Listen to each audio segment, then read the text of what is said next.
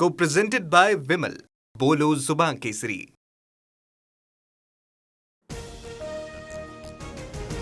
संसदेच्या पावसाळी अधिवेशनामध्ये आजही खडाजंगीची शक्यता.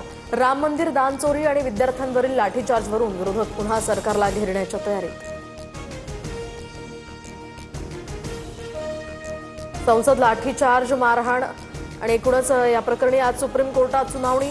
सरन्यायाधीश सूर्यकांत यांच्या खंडपीठासमोर आज सुनावणी होणार. एसआयटी स्थापनेसंदर्भात कोर्टाच्या महत्त्वाच्या भूमिकेकडे सर्वांचं लक्ष. विदर्भातील 11 जिल्ह्यांमध्ये आज ओबीसींचा एल्गार. भंडाऱ्यातनं आज मंडल जनगणना यात्रा निघणार. जातनिहाय आणि स्वतंत्र ओबीसी जनगणनेची मागणी. विजय वडेट्टीवारही या मोर्चात सहभागी होणार. केंद्रात जबाबदारी घ्या असं पंतप्रधान मोदींनी फडणवीसांना सुचवलं. केंद्रात मनुष्यबळ मंत्रालय बघा. मोदींच्या फडणवीसांना सूचना. संजय राऊतांचा मोठा दावा. तर विकसित महाराष्ट्रासाठी फडणवीस महाराष्ट्रातच राहणार. बावनकुळेंचं प्रत्युत्तर. जंतर मंतरवरील सीजेपीचं आंदोलन देशविरोधी. या आंदोलनाला राजकीयदृष्ट्या पाहू नका. ते संविधानाच्या विरोधात उगारलेले एक हत्यार. संघाचे सहसरकार्यवाह अतुल लिमये यांचं वक्तव्य.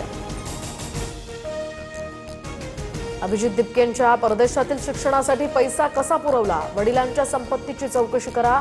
सुरतमधील आरटीआय कार्यकर्ते अमित तिवारींची ही मागणी. तर कपिल सिब्बल यांच्या 1 कोटींच्या निधीचीही चौकशी करण्याची मागणी. पंतप्रधान मोदींना शिवीगाळ करणारे पंक्चर काढणाऱ्यांची औलाद. भारतातील कोणतीही मुलगी मुलगा अशी शिवीगाळ करू शकत नाही. सीजेपीच्या आंदोलनावर भाजपचे माजी खासदार रमेश विधुडी यांचं हे वक्तव्य. एकनाथ शिंदेंच्या क्लस्टर योजनेला गणेश नाईकांचा विरोध. नादाला लागला तर जागा दाखवणार. नाईकांचं थेट आव्हान. तर नाईक काहीही बडबडतात. शिरसाठांची टीका. लोकशाहीमध्ये कुणीही मोठा नाही. नेत्यांची हुजूरगिरी करण्यापेक्षा जनतेची कामं करा. आमदार नरेंद्र भोंडेकरांचं अधिकाऱ्यांना सज्जड दम. धाराशिवमधील दिव्यांग शेतकऱ्याला फक्त 211 रुपये पीक विमा. 700 रुपये उसने घेऊन दिव्यांग शेतकऱ्यानं पीक विमा भरला होता. दिव्यांग दाम्पत्याचा अवघ्या 1.5 एकर शेतीवरच उदरनिर्वाह.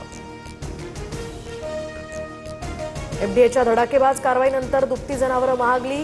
गाई म्हशींच्या किमतींमध्ये 15 ते 20% मोठी वाढ. तर मुन्हा जातीच्या चांगल्या म्हशीची किंमत तब्बल 2.25 लाखांपर्यंत.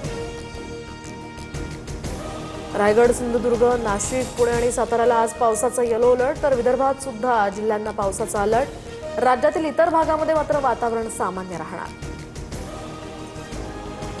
नाशिकच्या हरणबारी धरणावर जीवघेणी स्टंटबाजी. एकाचा मृत्यू. सांडव्यात अडकलेली टायरची ट्यूब काढण्याच्या प्रयत्नात ही दुर्घटना.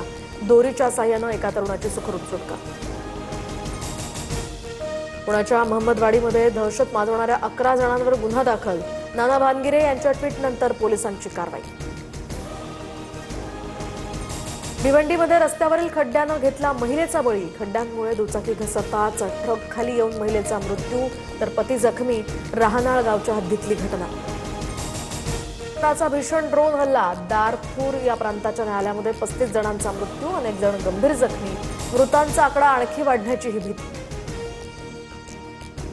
Co-presented by Vimal. बोलो जुबान केसरी.